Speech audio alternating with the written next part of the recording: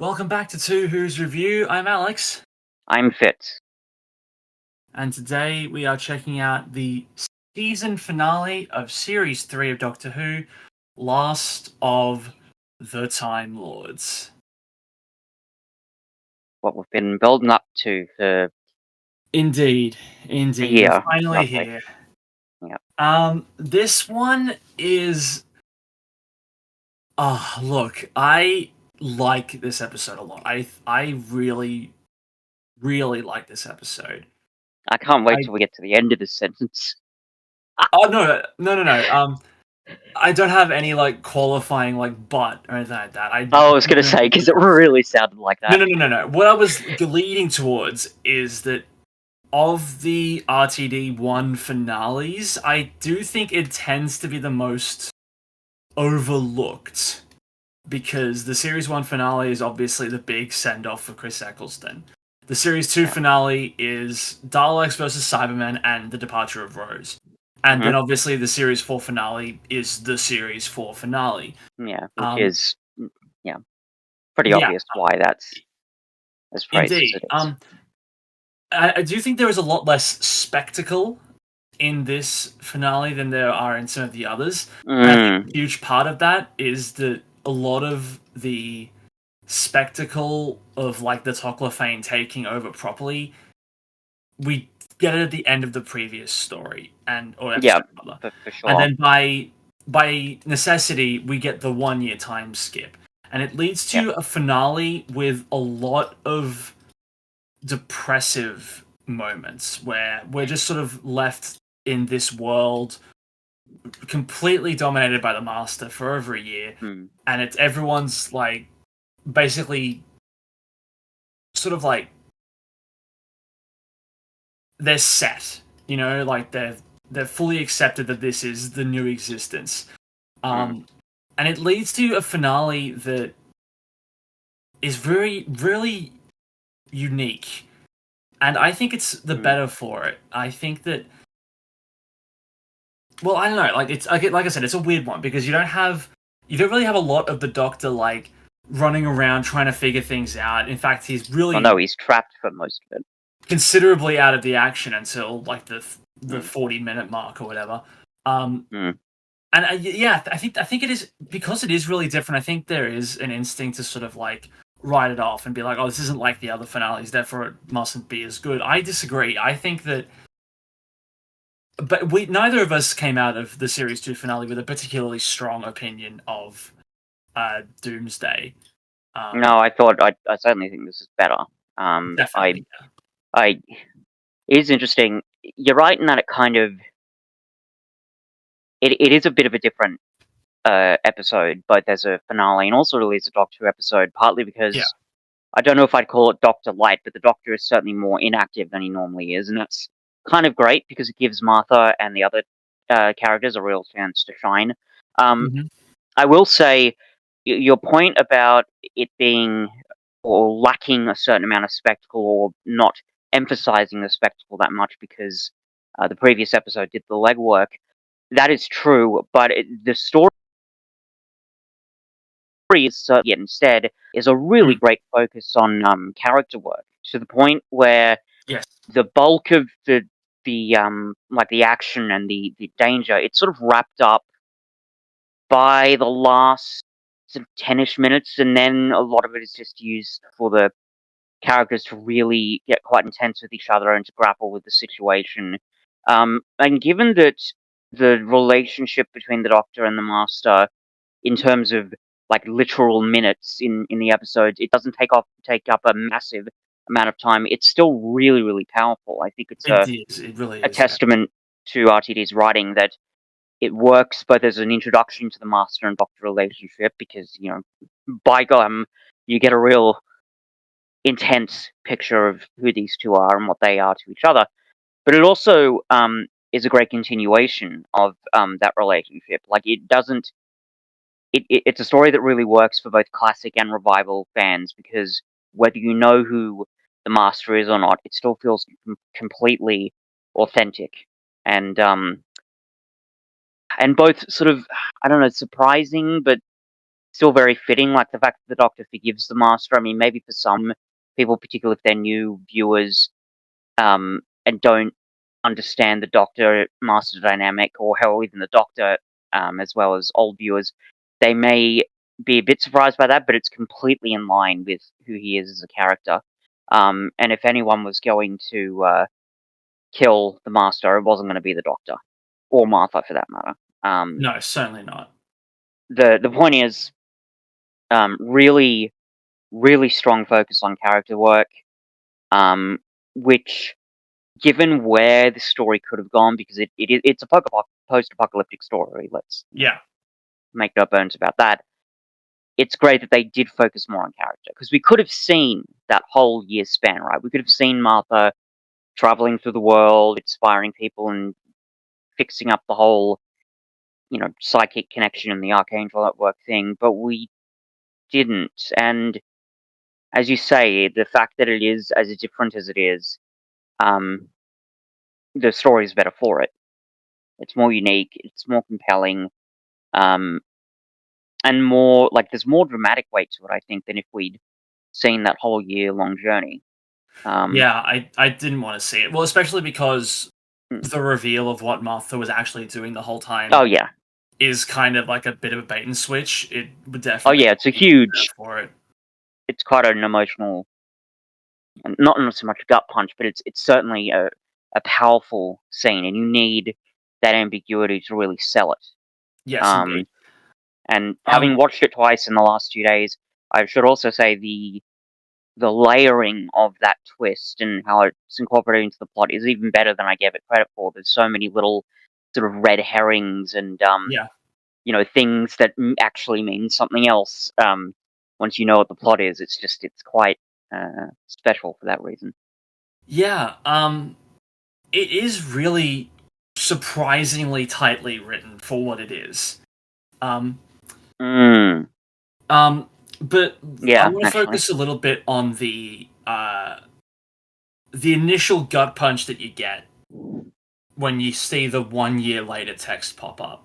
Because we know what we're expecting after the previous episode. At the end of Sound of Drums, Martha runs off, and we're expecting, okay, she's going to, scurry off to maybe, Unit HQ, get some tech, get some something or other, and then immediately return to the Valiant, free the Doctor, free Jack, and then the three of them go off in their little trio together to work out a solution to the problem. But when you see 1 year later, and you see what's become of the Earth and what's become of the people on board the Valiant, Jack in chains, Martha's family maid servants, the Doctor forced into basically being a lapdog. It's rare that we get to, for a significant amount of time, live in a world where the villain has won. And it's really kind of a shock to see it here. Yeah. And it's really effective. For sure. And it kind of satisfies a sort of curiosity, because it's that old question, because the Doctor's defeated so many enemies, as Martha kind of points out. So you wonder what would actually happen if the villain really took over. I mean, I think there's sort of similar stuff in the Dalek invasion of Earth, but it's not really explored that much in Doctor Who to see really in any significant way the villain winning. And it's pretty chilling. In fact, I would even say that it's almost strange that the state of Earth isn't worse than it is. Because given it's the Master, and given how much ingenuity he's already displayed and how horrible he is, it could have even been worse. Yeah, if he wanted to properly destroy Earth and not use people of Earth as essentially slave labor to build the rockets to wage war against the rest of the universe, it could have been a lot worse. Yeah. But of course, that's not really in the Master's nature. He's more grandiose and egomaniacal than that. And I do think that the personal nature of the fate of the Jones family and company aboard the Valiant is a decent substitution for really only describing what's become of the actual Earth. Like we don't get any real scenes of people being like marched off to work in the mines to or like or into the being labor camps slaughtered or anything. or being slaughtered by Toclafane, and we don't see the Yeah. the burning of Japan. We don't see Russia made into a junkyard for these rockets or whatever it is, and that would be a negative. But I think the initial scenes aboard the Valiant, like especially seeing the Doctor the way he is, um, they I think do a lot more legwork, and then we do basically just get lip service for the rest of the Yeah.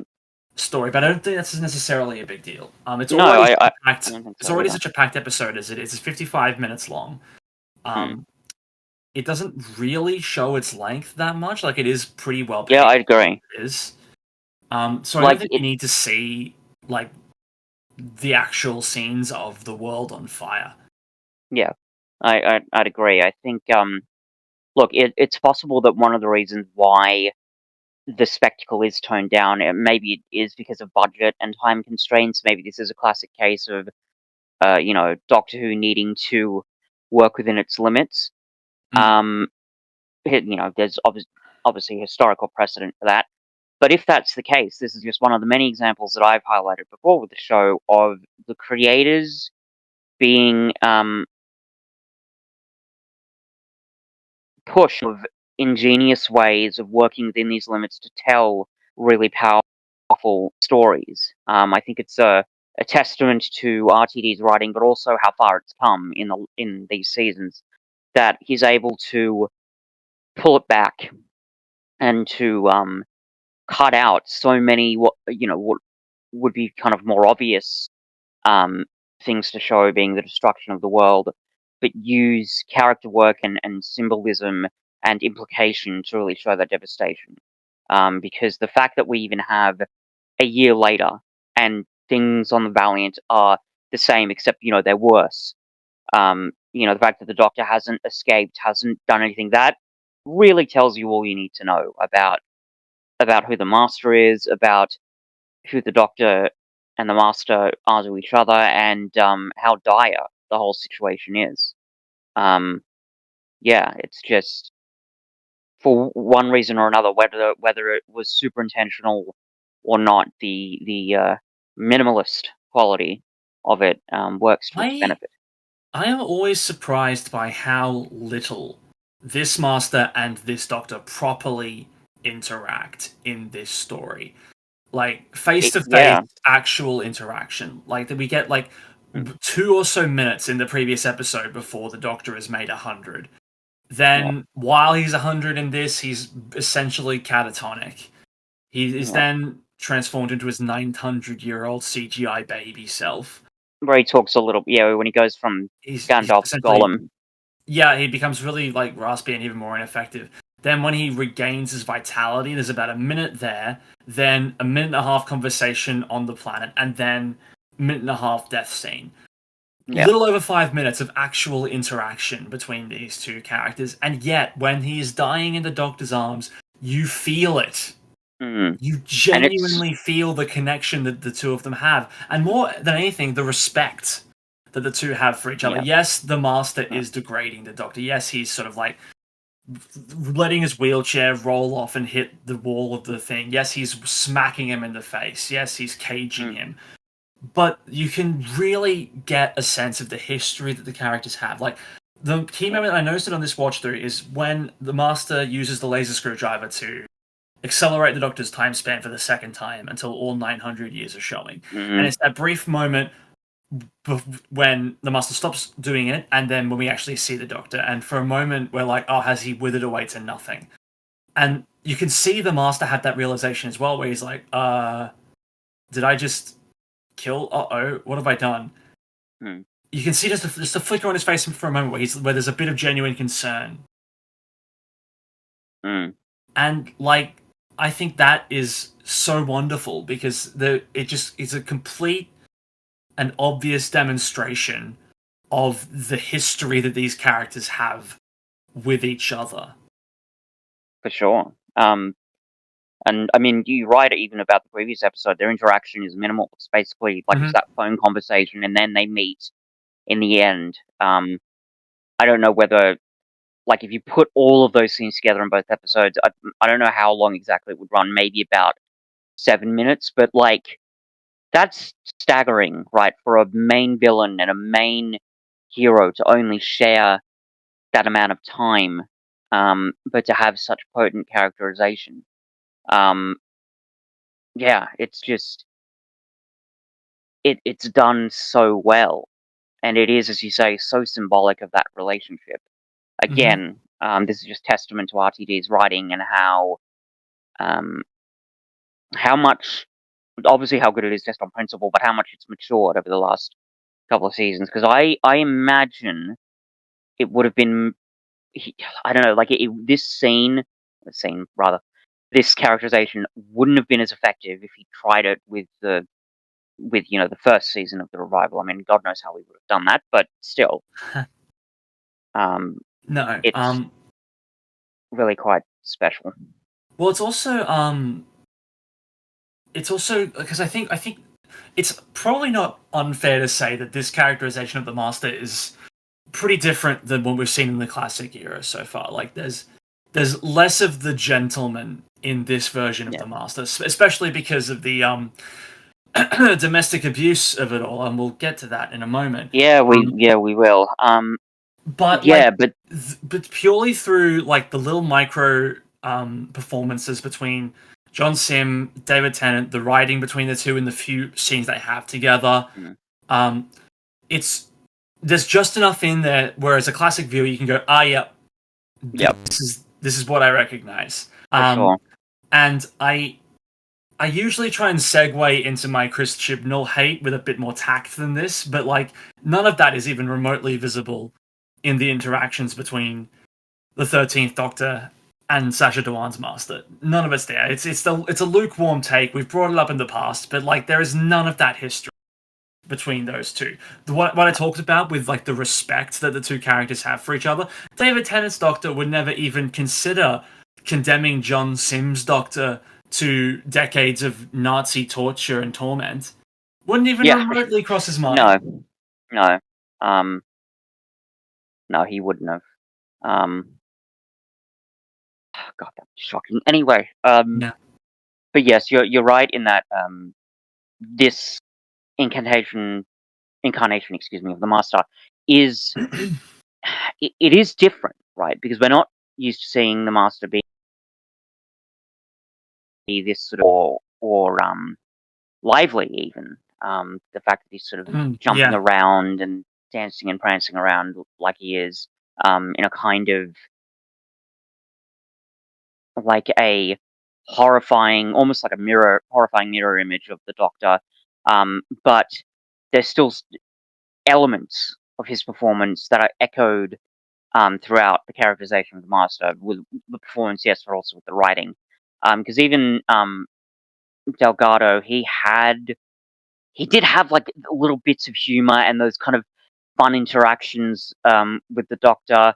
I remember there's this one scene, and I think it's the Time Monsters, the name of the story, where he's talking to the Doctor through the communicator of the TARDIS, and the Doctor's trying to talk to him, but the Master keeps fucking with the Doctor by making him speak backwards for some reason, and it's the Doctor's obviously very frustrated, but there is a little bit of humor there. So the fact that RTD and John Sim are able to tap into that, but take it in new directions, that's fantastic, because I think that's the key to any great regeneration. That it is. Um, this might sound weird. I'm reminded of a phrase that I read about when I was studying adaptation for my honors degree, where this one writer described the pleasure of adaptation as repetition, but repetition without replication, and it's the same thing here. That's the key, I think, to a good um, characterization of a regenerated Time Lord. It's the same, but a little different. And Well, to that effect, one of my favorite scenes with the Master in this story is when it slows down a little bit in the middle. It's when the Doctor's in the cage and they have that brief interaction about the drumming, hmm, um, which in universe does go a long way to explaining this version of the character's more manic energy because in yeah, a post Time War timeline, that is who the Master's been. Yeah. But like he has that little like he gets real close to the cage, and it's almost intimate in a way, where the Master's Yeah. talking to the Doctor about, oh, the drum beat, can't anyone else hear it, do you reckon? Like, and it's like a genuine, it feels a lot like a friend talking to another friend about a genuine medical problem that they have. Like there's a certain like vulnerability to the Master in that scene that isn't present in any of the others. And maybe except for when he's dying. Well, yeah, but even that is more of a fuck you kind of thing. Yeah, no, it's more of the vulnerability is more one-sided. Yeah, exactly. Yeah, that's fair. Yeah, but then on top of that, there's also the Master will also take any opportunity that he can to taunt the Doctor, especially regarding the Toclafane and who they really are, and he'll go out of his way to be like, "See, they're people. You like people, right? Well, you must at least be thankful for that, right?" Yeah, but then he sort of launches into that speech about how terrible humanity is, and that's fantastically contrasted with the really chilling moment where that one Toclafane answers why they've done all this, and he says, "Because it's fun," and it's just that's such a simple thing, and it's obviously it's implied that the Toclafane have kind of like childlike mentalities, but that explains a lot about, I don't know, some of the darker elements of humanity, I guess. It's just really chilling. Well, it sort of goes hand in hand with like Lucy describes like going through a similar thing when the Master takes her to Utopia. Going to like a humanity, and then all like a deep nihilism kicks in. For her. Like an ultra nihilist speed run. That's what fuels a lot of her actions in the previous episode, and it's present in the Toclafane as well, where they're sort of like, in order to survive Utopia, and this is the scene that ties it back into the episode Utopia. Obviously, it's a really, really effective callback because you're not expecting it the first time through. You're thinking, oh, Utopia, that was a one-off story, and in fact, Russell T Davies always says that Utopia is a different story to Sound of Drums and Lost to the Time Lords, when they're kind of not, they kind of are. It's a weird thing. But like the callback to that, when you're not really expecting it, because we've been through an episode of The Master and we've been through half an episode of the Doomsday Apocalypse. You're not expecting them to go back to Utopia, and then when they do, and they do it with the gut punch of that one kid, it's really, really effective. It ties in a lot of the threads, like the paradox machine, all that stuff coming through, really tying it up in a nice little bow, while also making it really chilling, and also kind of like, it's the focus isn't the social commentary about people falling back onto their sort of like self-preservation urges when, or even the fact that they've been sort of in a way conditioned by sort of the Master's horrible philosophy, just as Lucy has, to think that this is the only way forward. Sure, yeah. I think there's probably an element of that as well. I don't know how much of that is there, just based on the way the Master described, like literally when he says human race, biggest monsters of them all, that doesn't scream to me like, look what I've done to your precious people. That screams to me more like, oh, look what your precious people have become to survive. That's more. I mean, that's true. On the other hand, hypnosis abilities. Yeah. I mean, I'm not saying that that's like a main thing, but that could be part of it. But I think, like on a more, I don't know about a deeper level, but on some level, it is. I see what you mean. It is more about, humans have a corrupt and vitiated part of their nature, and I was just tapping into that, Doctor, because this is your precious human race. This is the great and bountiful human empire. Yeah. Suck it, Doctor. Yeah, basically. Yeah. But that is kind of that's one of the thematic elements in the story, though, which is the sort of what in a way, what human nature really is and what it can be, because the Doctor sort of tries to prove the Master wrong with the ending. But we'll get to that. Yeah, we've mentioned Lucy a couple of times, and we actually neglected to mention her when we talked about Sound of Drums.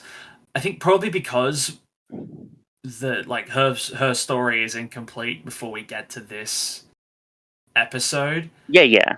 She's certainly not as, I don't think she's as big a part of the story in terms of impact as she is here, even though she probably gets more screen time. But yeah, it's really here where her character arc comes full circle. Whereas she's almost like a comedic relief in the first episode. Whereas here it's a lot more serious and darker, I think is pretty safe to say. Yeah, well, it's certainly really horrifying. And it's really I praise the subtle storytelling with this character that we're never actually shown or told that the Master did anything to her or laid a finger on her, but it's very, very obvious that that's what's been happening. And shockingly, I don't know what it was, but because I watched this episode for the first time yesterday, and I don't know whether it's because I was distracted because I'm suffering from some insomnia at the moment or whatever, but the fact that she clearly has a bruise on her face, I didn't notice that as much. But it was only in the second time I was like, oh shit! So this is what all those Tumblr posts that I kept seeing were talking about. I've seen stuff that talks about the domestic violence angle, and I was expecting a more, I guess, overt showing of it. But the fact that it's subtle but still there, you know exactly what's going on there. I think particularly, I mean, maybe for an older audience member, you know what's going on. I think it's really shocking. It's mostly present when he's sort of openly talking about this other person who's going to give him his massage in front of his wife, and then being just incredibly disrespectful towards her in that. The disturbing part is that's definitely part of it. But if you look at even just the looks on her face, that's you can clearly tell there is obviously so much more going on there. She's terrified. That's what I was gonna bring up next. If you go straight from Sound of Drums into this, her attitude and demeanor is so vastly different. In the previous episode, she was full of weirdly pepped up nihilistic energy, being there was a weird about everything that was going on. There was a weird sort of enthusiasm to her. And then just completely gone. And then in this, she puts on appearances every now and then primarily when the Master's looking at her, but then whenever he's not, she just sort of disappears. Yeah, she looks pretty broken. And but more than that, the first time we see it, and it's sort of it's to the side of the shot. They don't even really even focus on it. But it's when it's right after the Master's kissed her, and then he sort of spins her away, and the camera follows him. But if you look at her on the side of the frame, it's literally over the course of a second, all of the character leaves her face. All of the emotion, all of the light goes. And it's fucking terrifying. Yeah, it's very effective characterization. And again, because she's not in the story a lot, but the characterization is still powerful. I don't know quite how RTD does it with this episode in particular, but the characterizations, they're minimal to a certain extent, but they're still really powerful. It's quite good. And then, of course, it ends with her killing him, which itself is quite an emotional gut punch, but so it does a lot of things in the one moment. It's terrifying, but it's satisfying, but it's cathartic and sad, but there's a number of layers there. Like I said, all the characters that were going to kill the Doctor, Martha and the Doctor, were not going to be them, but it makes complete sense for Lucy to do it. And it's so incredible how a minute earlier we see Francine with the gun, and we're all going, oh, come on, no, don't do it, Francine, don't do it. But then the second that we see that Lucy has shot the Master, there is that kind of a, fuck yeah, girl. You get your own back.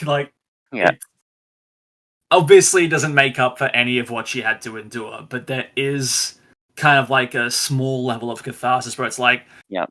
okay, like I can't really be upset at you, and honestly, Yeah. this is the kind of revenge that you needed. Yeah.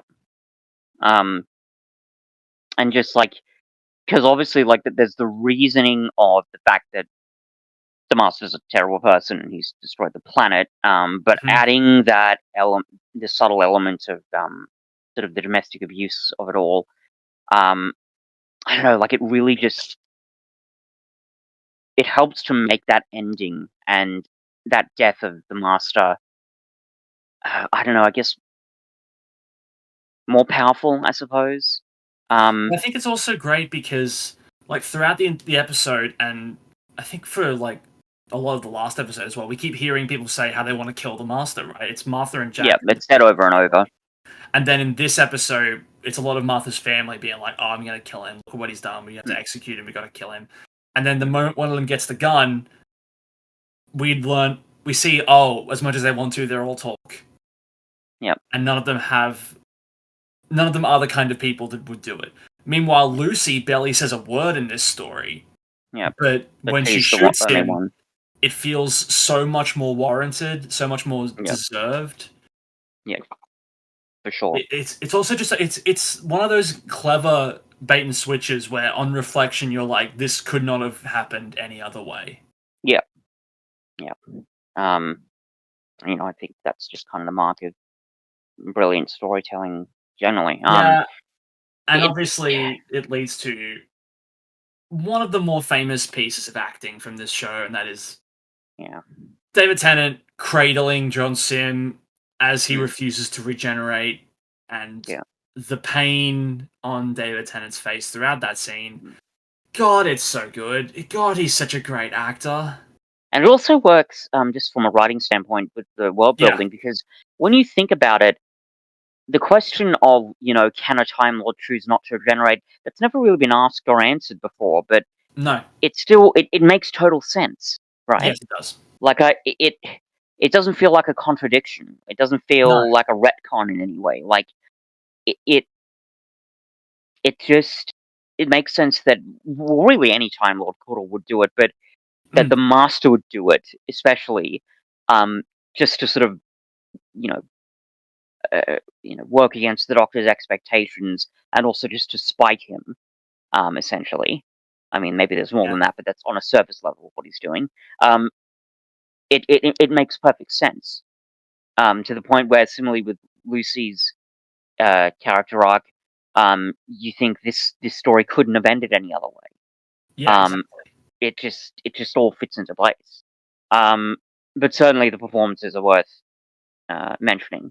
You've got um, John Sim being remarkably restrained, given he's Dying. dying. And then you've got David Tennant just letting the tears flow, which of course is absolutely necessary. But that contrast, I think, is great and does a lot for their characterizations as well. Like, it says a lot about who they are. The fact that the Master is just refusing to engage in this moment with the Doctor. He's not even letting him sort of commiserate at all.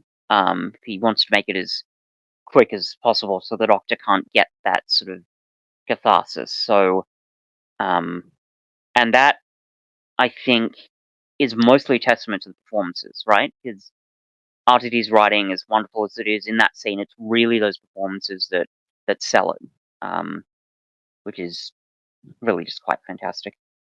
Yeah, I think the decision to have just like 5 minutes prior the Master opt out of self-sacrifice. Yeah, as another twist. Well, yeah, Um, but it also makes it strangely makes this moment where he refuses to regenerate more justified. Because like mm, he won't kill himself and the Doctor together, but he will kill yeah, himself if he knows the Doctor's going to suffer as a result. That yeah, just feels so completely in character. yeah.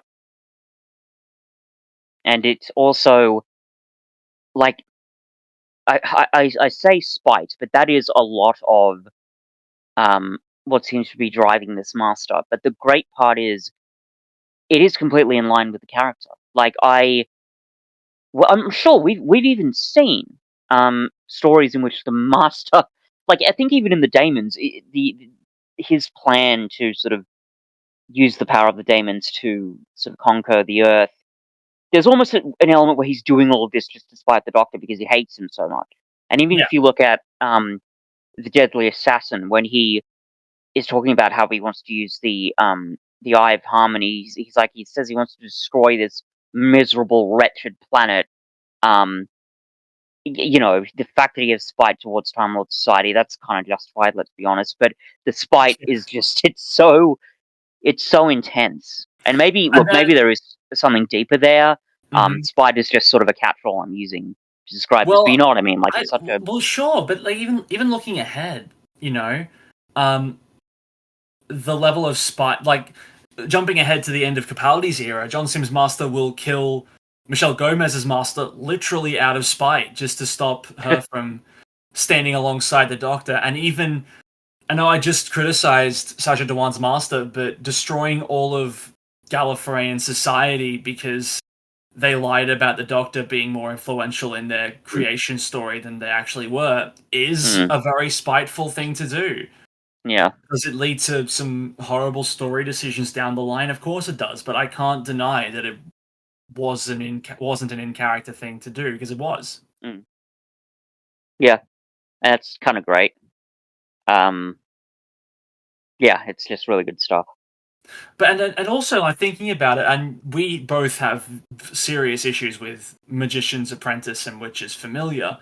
Yeah. But one of the best things about that story is, for a while, Missy and Clara are partnered together, and you've probably only seen this once, and so I don't know how much of this you remember. But Missy and Clara are partnered together, and Missy at some point puts Clara inside of a Dalek casing, and she claims it so that she can hide her. But then later in the episode, when as Skara is crumbling, Missy then tries to claim that that Dalek is the one that killed Clara, and it's also that, you know, just essentially out of spite, because Clara has claimed that their dynamic, Clara's and the Doctor's, is stronger than the Doctor's and Missy's. That's a pretty spiteful thing to do as well. Yeah, for sure. Um, it's kind of great for that reason. Yeah. Um, Let's talk about Martha, and by extension the plot, because Martha in this story, she's pretty much, and this isn't to downgrade her involvement, because it's not. Her use in the story is to drive the plot forward. She is the person who has been walking the earth. Initially, we think to find the 4 components of the gun that will kill the Master. But I think it is to spread the word of the Doctor so that hmm. it can be used at the right time to revive him. I think and you sort of just hinted at this. Yes, she is the major factor in driving the plot, but I do think she's doing more there. I think that Yeah. she's got quite a bit to say thematically about hope and about the power of, in a way, the power of collective action, which is kind of great. Yeah. And even like obviously her own characterization and her character Yeah. arc, which has quite a satisfying conclusion. But as you Yeah. say, yes, a lot of what she's doing here is with the plot. She's the sort of the main factor, which is a nice, refreshing choice. I really like how this story accidentally builds from Martha's involvement in human nature. That's another one where the Doctor is relatively out of action, and it's largely up to her to get stuff done. Now, in that story, it's mainly to buy time, and in this story, again, it's mainly to buy time.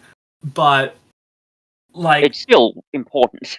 Yeah, it's still incredibly important, especially the fact that she has to literally spread the word about the Doctor to every surviving human, or as many of them as possible, to get the Archangel network, you know, working against the Master. And I just love that there is, like, no time at all where Martha has spent, like obviously this is because we've skipped the year that she's been doing it, but we don't see her, like, doubting herself at any point. We don't see any instances of, like, you know, she just gets the job done. Yeah. She has a job to do. She gets it done, and goddamn, it's so great to see a companion like this. Yeah. I'm sure, certainly in your opinion, Cuff, it's a bit of a contrast to what we've seen in previous seasons. Well, certainly, yeah. So, but yeah, like it is a wonderful sense of characterization, and it's quite a. It happens like sort of very quickly, right? Because in the previous episode, she leaves and she's sort of on the ground looking at the ship, and she says, "I'm coming back." Um, and there's that whole year segment we don't see it, but we don't need to, right? Because No. in terms of Martha building up the tools, in terms of ingenuity, in terms of compassion and courage, Yes. RTD's really done the legwork. Yes. And obviously all the other writers this season, but they've really done the legwork to bring Martha to this point. Yes. All of everything she does. I mean, there may be a couple of exceptions here and there. Maybe with Shakespeare Code, and certainly a little bit with 42. But for the most part, um, it's really great to see Martha sort of rise to the challenge and get to the point where she has to do so much, a lot of which we don't even see, but we still believe it, right? Hmm. Because Yeah. when you think about it, cutting out so much of what really would be its own story, Martha's journey across the earth over a year, cutting that out and simply allowing the characterizations to flow um, with a bit more fluidly, I guess. That's quite a risk, right? Because Yeah. in other examples, you'd feel like, oh, we've got to see all of this journey, right? Hmm. Because how is this going to make sense? How are we going to believe it? But with Martha, her characterization is handled in such a way that all of it is incredibly authentic. And Um, you know what I think makes it work really well is that it's not a Mickey situation. This isn't a case yeah, of a character having to step up and become more than who they were. This is a character having to step up and use the skills that they know they've already got and we know they've already got, but just yeah, on a much grander scale. And I think that's why yeah, it's not necessary to see any of her journey across the continents, because again, like, if she needed to develop those skills, we would probably need to see bits of that journey, yeah. but we But she don't need already it. no, because she already has with all those, like all those elements, the courage, the compassion, um, and the charisma. Even Yeah, she's been certainly. Well, developing those all season. the charisma is the most important part, because like Mm. the uh the chameleon circuit around her neck, Oh in yeah, of 40, course. that's what keeps her hidden from metoclophane. So Yeah, it's her charisma that's arguably the most important part. She has to not only like build up a reputation of being this legendary figure so that people will listen to her, mm. but then she needs to hook them enough with her tale that they will do what needs to be done as well. Yeah. She needs to become a great storyteller. Really, Exactly. Yeah. um, needing And to reflect on her own adventure with the Doctor, I guess, and using that to connect.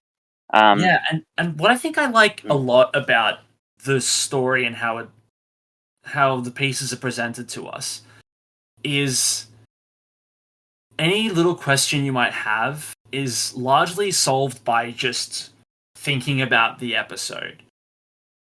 yeah, And you're like, okay, so the actual way to stop all of this is to destroy the paradox machine. mm, Everything else is just steps to getting there. Destroying the paradox mm, machine is what needs to be done. You can't destroy the paradox machine with the master in control of the human race via the Archangel network. Because, like, it's even established in this episode, the Archangel network is still active, keeping humanity scared. And I suspect yeah, it's yeah, what keeping various people on the Valiant subservient to the master and working for them, as opposed to yeah, immediately betraying him as soon as humanity starts to go extinct. I assume that's why, towards the end, after the Doctor takes over Archangel, when Jack just commands the soldiers with guns to follow him to destroy the machine, they just instinctively go. Or I even have to assume that's what's happening there. or even implying that like that actually really great montage where you see the Martha's family and Jack sort of giving each other signals and trying to take down the Master. In that moment, the fact that it took so long, right? Because it feels like this is a first-time thing. Yeah. Certainly, it's the first time they would ever be successful in doing it. So, as you say, there's an implication that the Archangel Network has been sort of psychically oppressing even, the companions, which is kind of Exactly, great. yeah. So then, and then you've also got obviously the wrinkle of the Doctor now being old. So he decides to kill two birds with one stone and take over Archangel. But the only way he can do that is by spending the time to properly psychically integrate with the network itself, and B, he needs to get humanity to really, and this isn't really the right way of saying it, but work for him. Yeah. And the only way those things can be done is if they spend a lot of time getting it done. So that's why Martha walks the earth, preaching the word, and in order to and he deduces that the Master has some grand agenda. So he says to Martha, "Okay, tell them that right before this big thing the Master's going to try and do, that's when you got to think about me. That's when you got to keep saying Doctor." And also, he knows that Martha needs to get back on the Valiant because everything on the Valiant afterwards stays the same, but everything on Earth goes back. So I think the implication there is that if Martha wasn't on the Valiant when the Paradox Machine got reset, she would probably phase out of existence. So in order to get her back on there, the whole thing may not have even worked if that happened. Sure. Who knows? So in order to get her back to the Valiant, he also tells her to create the weapon so that the Master will feel the need to track her down, destroy it, and then bring her back to the Valiant for extermination. Yeah. Like it all just works as a way to resolve it based on everything we know about the characters and the story and the situation.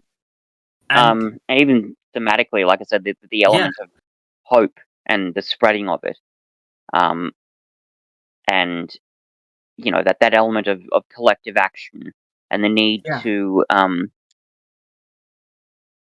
promote a kind of, I suppose, a healthy culture of hope in which oppression can be resisted. Even that's integrated into the plot very well, because it almost like having that happen, having essentially hope being the driving force of not just with the themes but with the narrative.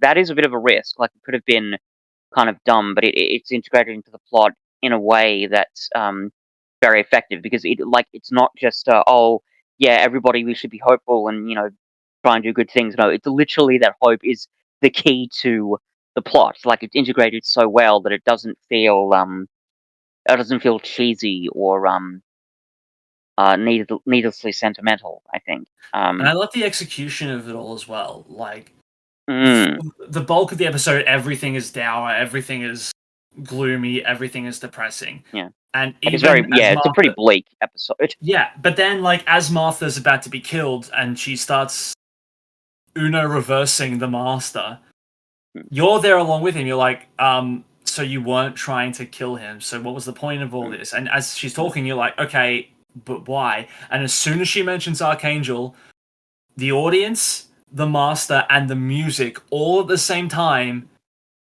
just like raise a bit. Yep. It all happens simultaneously, and you go, oh wait. And then again, music is so incredible in this sequence, and it's swelling and it's glorious as the Doctor is restoring himself. And then I love the framing of this as well. It's literally the moment the Doctor regains his image as like himself again, that he basically states the point of the episode. The one thing you can't do, stop them thinking. Yeah, which is great. Just great. Yeah, it's amazing. I'll tell you what it reminds me of, and I was wondering how I was going to segue this into the conversation. But I think I mentioned to you, Tuff, I think maybe last time or one of our previous recordings, about another show that RTD created called Years and Years, which I recently finished watching. first off, you and everybody listening to this podcast needs to go and watch it because it's fantastic. It also incidentally is scored by Murray Gold, so that's just another reason to watch Great. it. But that element of sort of hope and collective action, it does remind me a little bit of it because I won't spoil anything, but that is kind of how it ends. And it's also interesting that this story is a post-apocalyptic, like a lead up to the apocalypse and a post-apocalyptic thing, because Years and Years is similar because it's a piece of sort of speculative fiction that takes place between the years 2019 and 2034, and it is very bleak.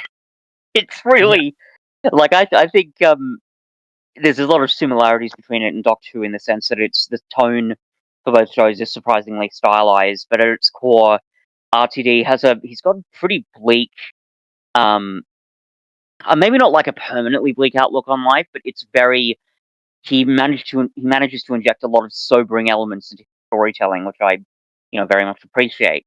But the element of sort of launching to collective action and using sort of the spreading of truth and hope to do that. It's part of both stories, which is kind of quite great. Anyway, yeah, I just wanted to bring that up because everybody, including yourself, should watch Years and Years. It's a great show. Anyway, Definitely.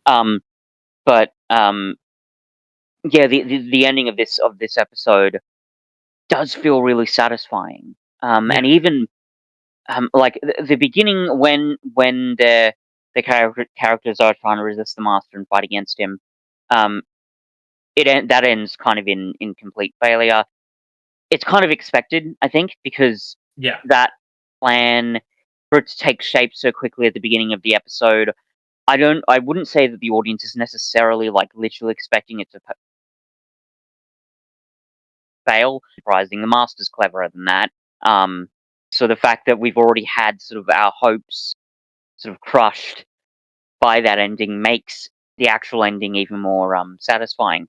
Something else I want to bring up about that ending, and this is more of a personal thing, but I have, as you and the audience knows, historically very heavily criticized a lot of the um, sentimental elements that Moffat has integrated into the show. There's the big rant I gave about the girl in the fireplace and how there's a really kind Mm-hmm. of icky, almost religious implication in the way the Doctor's framed in the story. Largely, if you look at it from the Doctor's view, I've spoken enough about that. But I realize maybe there is a bit of a contradiction there because I have complained historically about the over mythologizing of the Doctor and how especially in something like Girl in the Fireplace, there is that kind of semi-religious reverence that's sort of projected onto him. Mm-hmm. But in a lot of ways, that's kind of what's happening here. The Doctor is literally being mythologized. We literally have a, to put it one way, a disciple of the Doctor going in, spreading the good word. We literally see a Mm-hmm. scene where the Doctor has this sort of almost messianic resurrection to his original self. So there Yeah. is, I think, a question of why is this a problem when Moffat does it, but not here? It's that uh, human resources meme again. Sure is. Yeah. um, Now, I'm of the opinion that there is a bit of a difference in terms of maybe not in terms of basic content, but the way the content is delivered.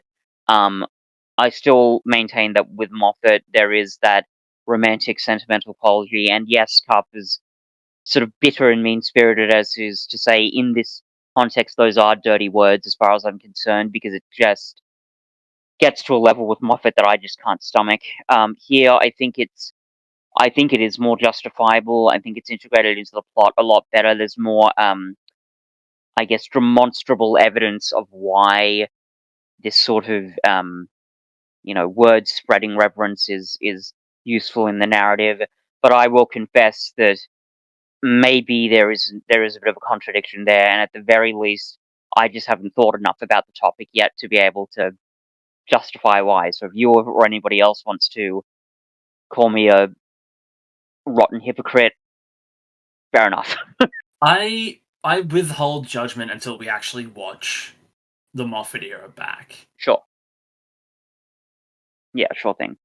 I mean, look, at the very least, 1-2 punch of this episode where there is that resurrection mentality, and the next episode, Voyage of the Damned, in which the Doctor will literally be carried skyward by angels, we'll have something to say. Maybe. Maybe I think, especially with the whole carrying away by angels thing, because it's been a long time since I've seen the episode, so, you know, maybe I'm missing something, but that seems almost like a more sort of surface level thing. I don't know whether that would be like a deep, truly symbolic, oh no, actually no, it would be symbolic, but I don't know if it's like a deep suggestion of the Doctor's overall characterization, but, you know, we'll have to wait and see till we get to it. At the very least, are there going to be more, you know, contradictions and fits, hypocrisies in the future? We'll see.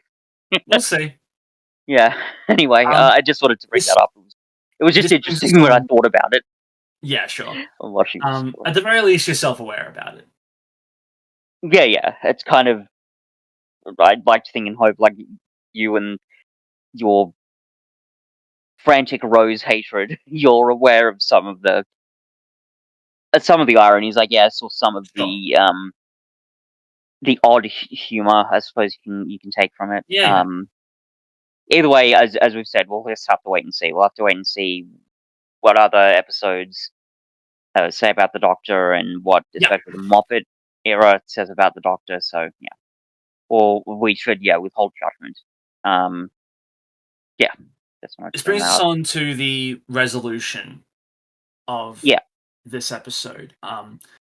First of all, with Jack being revealed as the face of Bo, just an incredible cyclical story and reveal that is kind of iconic at this point in terms of like big oh shit reveals from the show.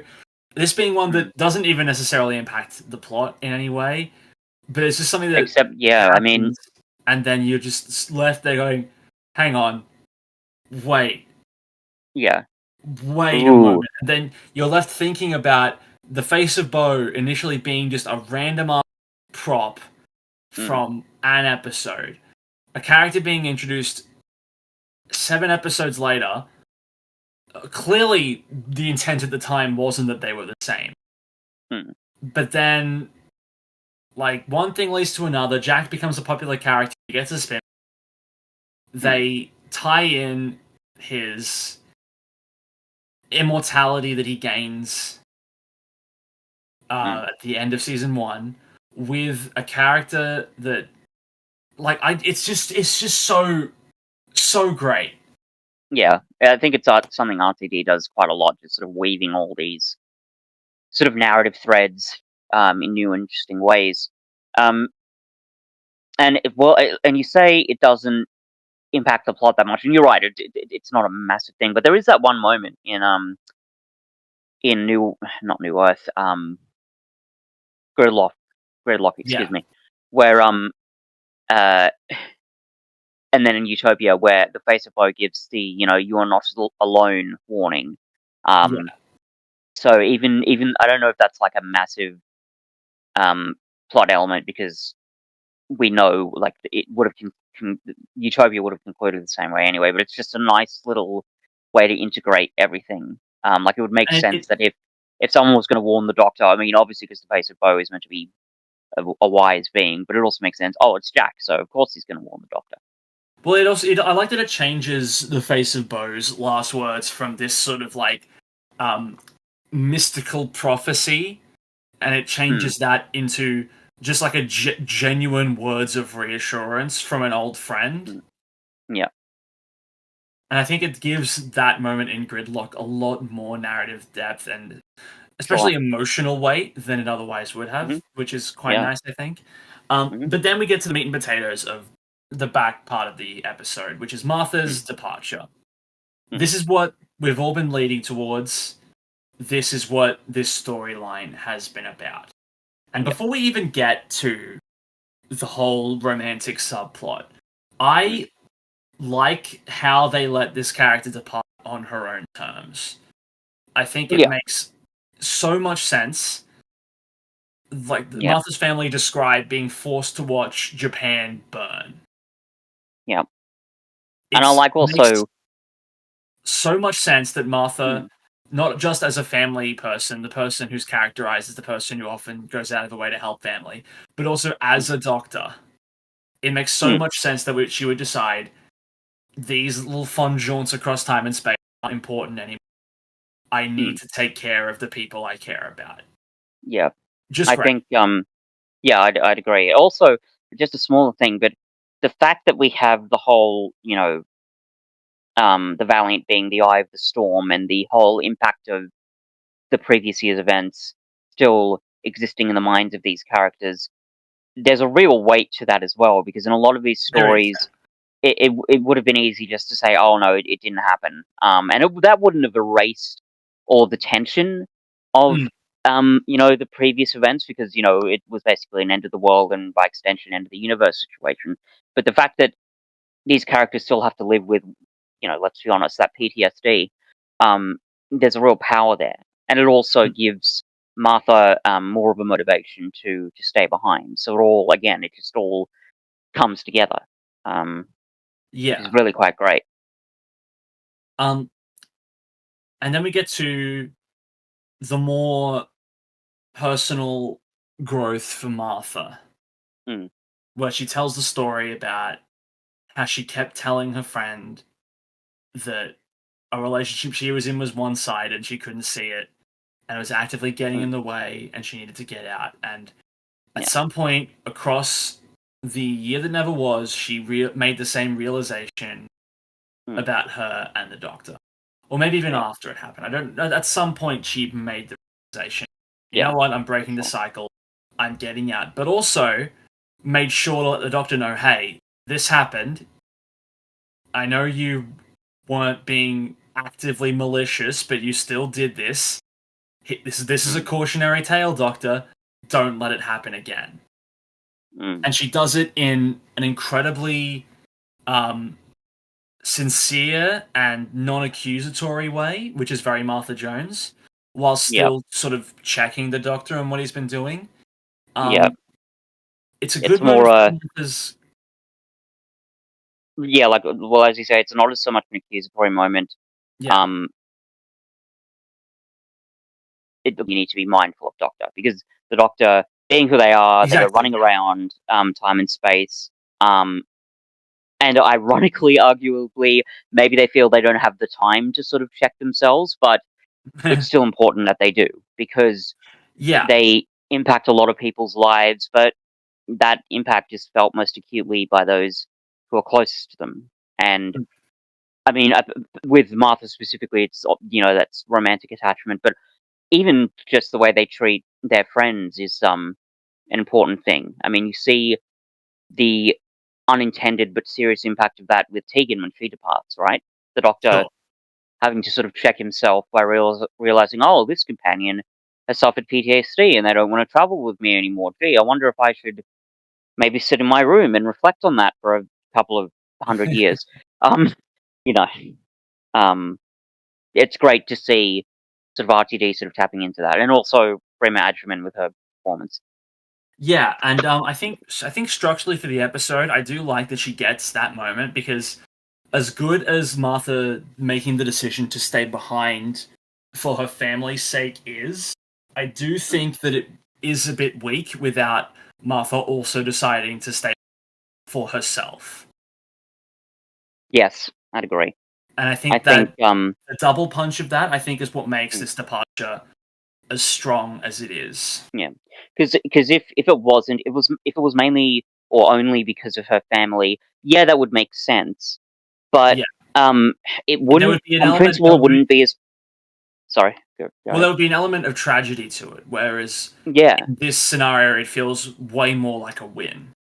yeah, like if there wasn't that personal element, it on principle just wouldn't be as powerful, because you Yeah, wouldn't have her enacting her agency. But there'd also be an unfortunate lingering sense of quality to her attraction to the Doctor, right? Because if it was just for her family, we might be thinking, oh well, maybe she's still in love with the Doctor. Maybe in further seasons she'll come back, and that there'll still be that attraction, I guess. But that would just be really frustrating. So the fact yeah, that um, Martha is making this decision for herself, for her own personal growth, as well as for the sake of her family and the people around her. That's what really sells this.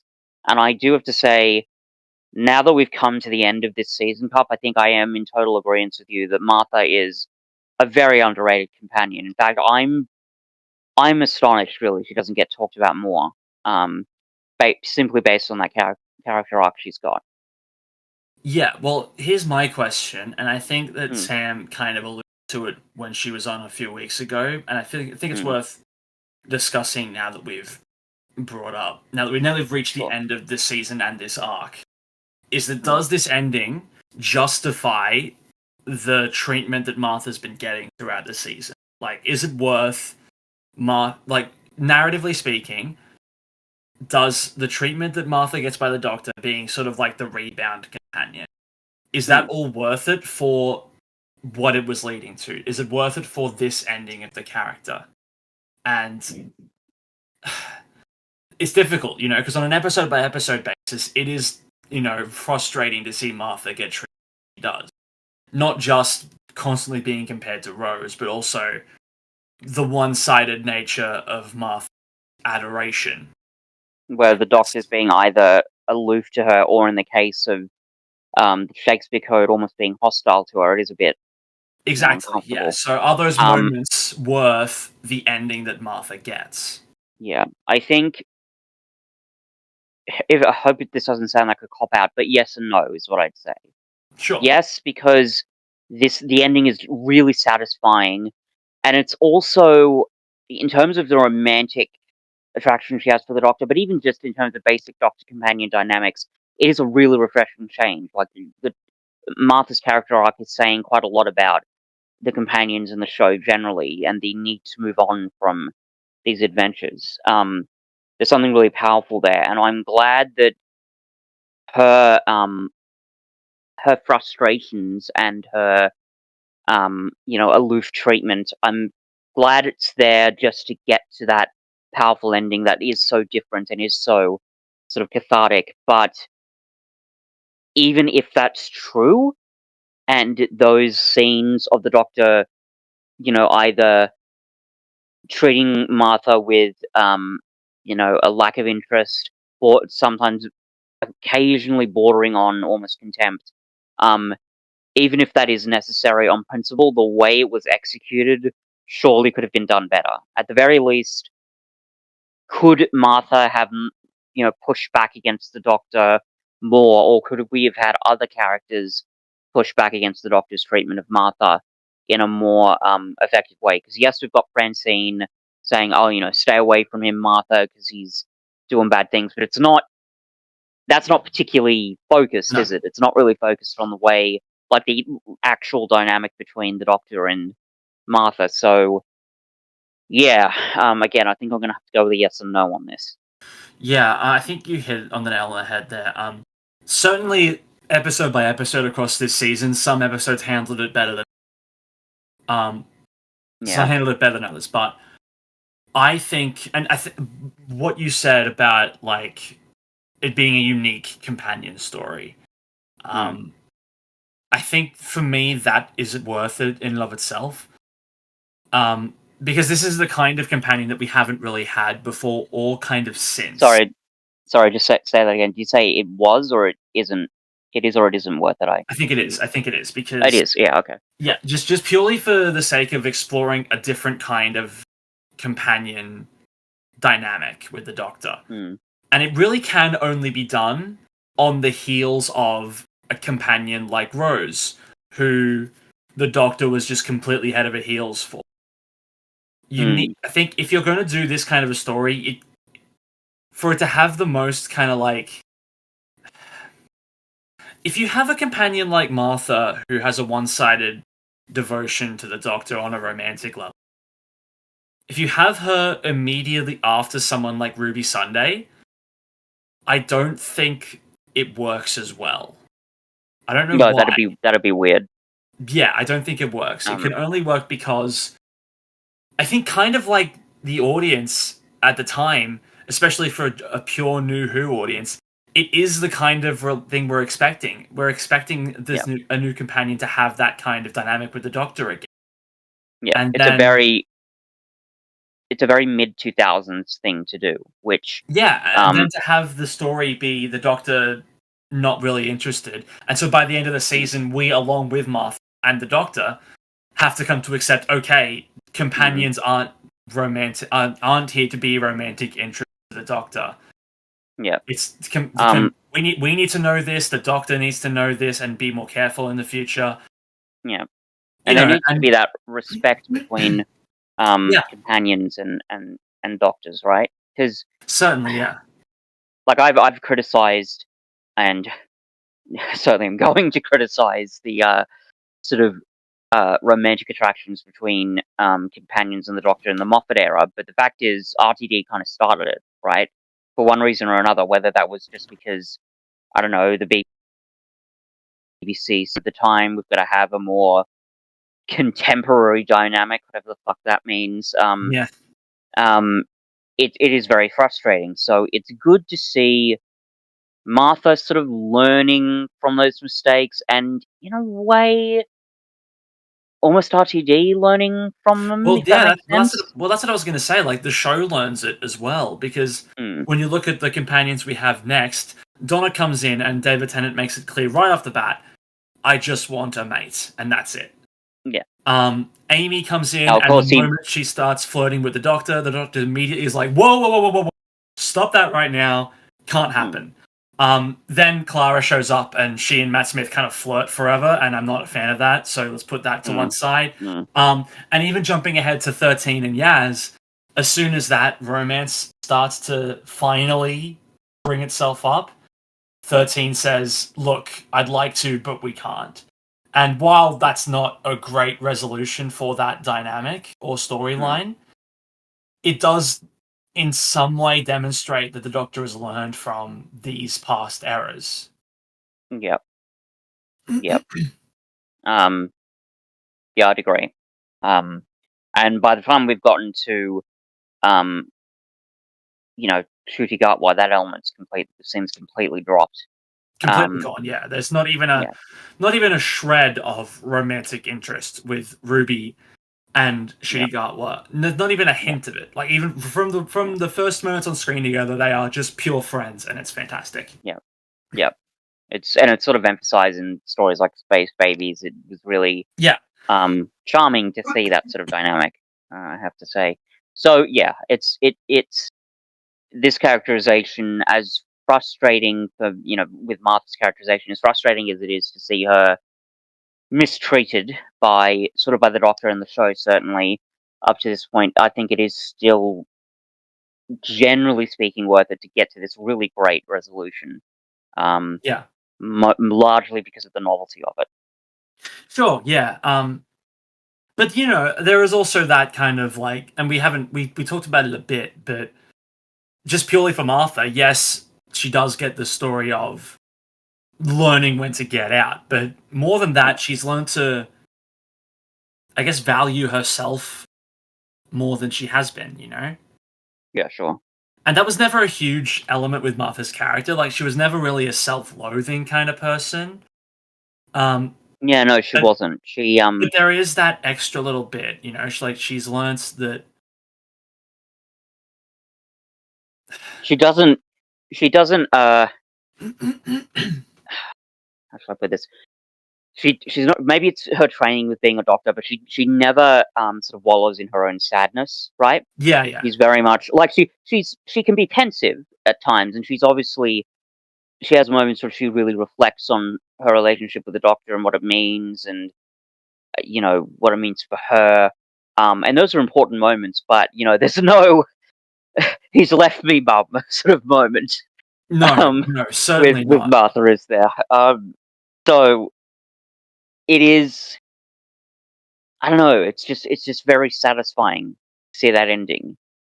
Yeah, she's always she's not self-loathing, but I wouldn't especially say that Martha at the start was a particularly like. I think there's a difference between self-loathing and like a self-gratifying kind of thing. And I think that she does learn by the end of this whole experience that she can put some more value into herself than others are putting into her. She knows her own worth, and if she's learned to not stick around in situations where she's not getting what she deserves, and that's a great. There's a difference between that's also just a great story to tell. Huge difference between sort of self-loathing and Martha, what she actually does, which is she learns to sort of speak up, to take up space, to understand her worth as a human being, and to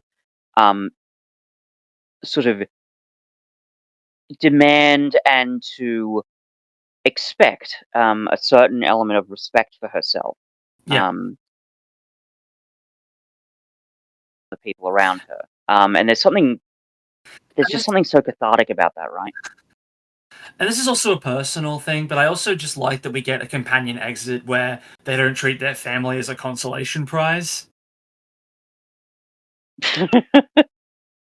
Like, it's so remarkably similar where in last season when Rose is like, oh, so I have to choose between the Doctor and my family. Well, I'm not going to put... Well, it's the Doctor, obviously. I'm not going to put any amount of thought into this like a mature adult would. I am running after my boo. But then Martha has a lot of time to think, and she's like, no, you know what? I love my family. I have other people to help. Yeah, it's more than that. It's like, I love my family, and I like traveling with... One of these things is clearly more important to me than the other. Yeah. And in a way, the Doctor, with his actions, like he himself taught her that, which is kind of great. Yeah. Because whether, he taught a similar lesson to Rose, as explicitly, you'd certainly want a kind of character arc. I think with Rose, it's similar to that, but we don't really get it with Rose, but we've got it here, and it's it is very refreshing. It is very cathartic. It's just really kind of great. And then the Titanic bursts through the walls of the TARDIS, and we tease the Christmas special rather nicely. And that brings us to the end of Series 3 of The Revival. Before we wrap up, I also just want to bring up Martha's family. Now, how do we feel about... Yeah, look, I almost forgot to bring this up. Issues? We have. I still don't think that what we get is particularly paid off well by the end of this story. Like, there's obviously a bit more understanding on Francine's part. I think generally it's better, because there's more of a maturity with the way that they're handled. They have a better understanding of the situation, and even though we've got characters like Francine who's kind of hell-bent on revenge, they understand the need for sacrifice and compassion and sort of looking over any sort of petty differences, which is definitely not the way they're characterized in the first episode. So there is, I think there is quite a bit of maturity there, but there's missed potential, I think, there. Well, I just think that we get what we see in this episode without any of the Francine inherently mistrusts the Doctor stuff from the previous episodes. The Doctor talking Francine out of shooting the Master. That happens with or without the animosity in previous episodes.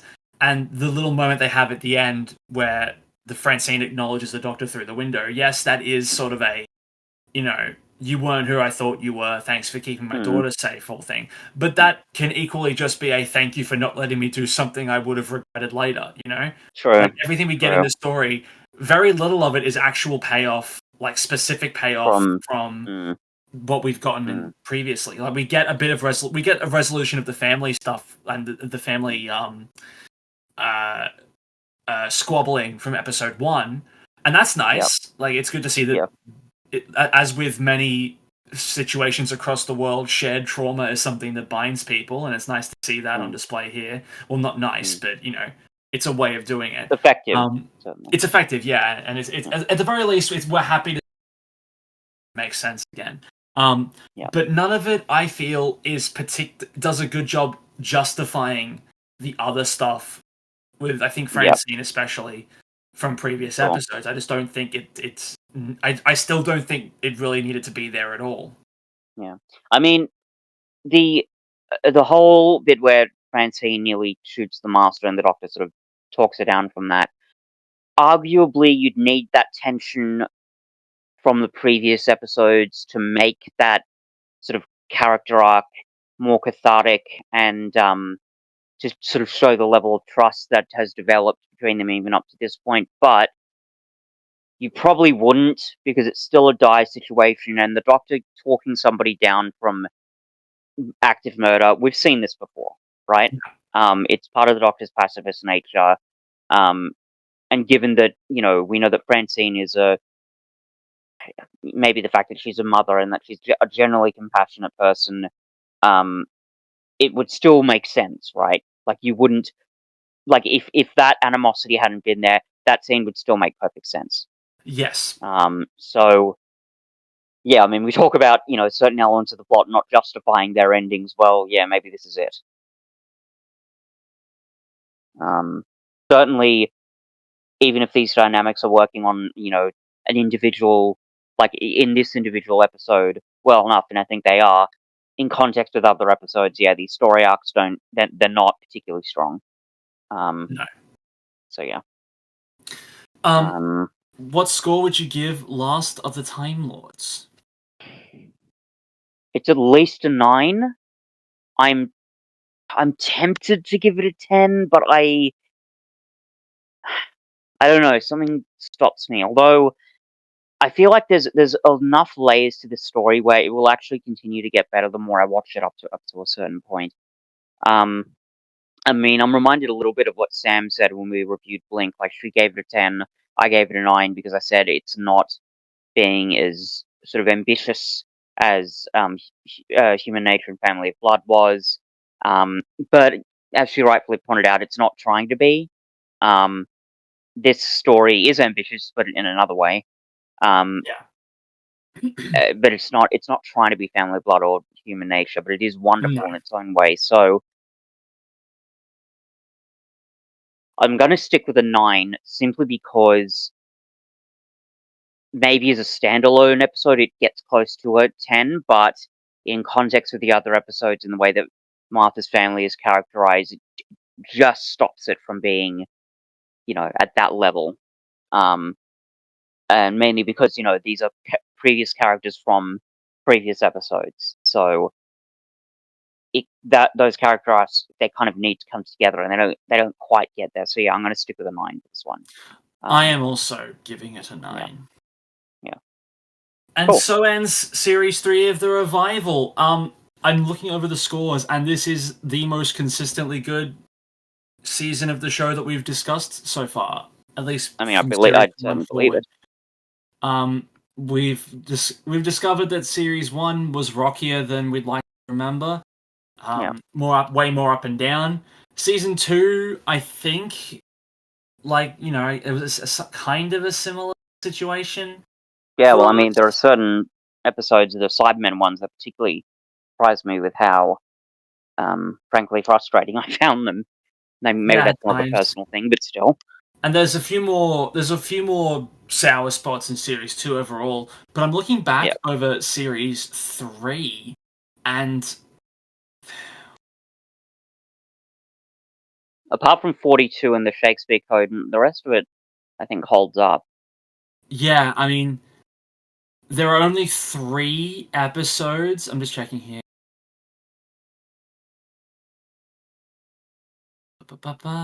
This is good audio.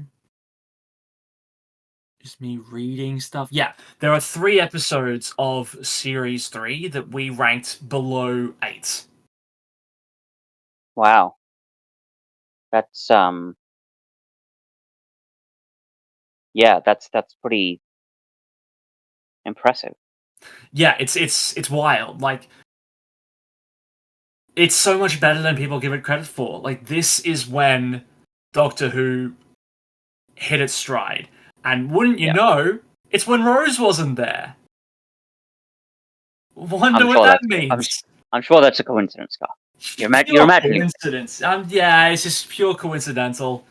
couldn't possibly have anything to do with the fact that a companion that is only there to be a love interest and something for the Doctor to save isn't particularly interesting and doesn't really hold up on a rewatch or to tell stories. That it does actually kind of prove the point, especially with the revival series, how important the Doctor companion dynamic is. Because the importance of it would kind of only increase, and whether or not you think all the subsequent seasons were successful in how it utilized the Doctor companion relationship, because I would maybe argue that it wasn't always, it's still important, right? Yeah. And that would really be proven next season with with Donna, which I'm frankly very excited to explore. Indeed, but before then, we do have one final episode of our regular season of podcasting. And next time, we'll be looking at a fan favorite second Doctor story, The Tomb of the Cyberman. It's one I've wanted to take a look at for a while, so prepare yourselves for that.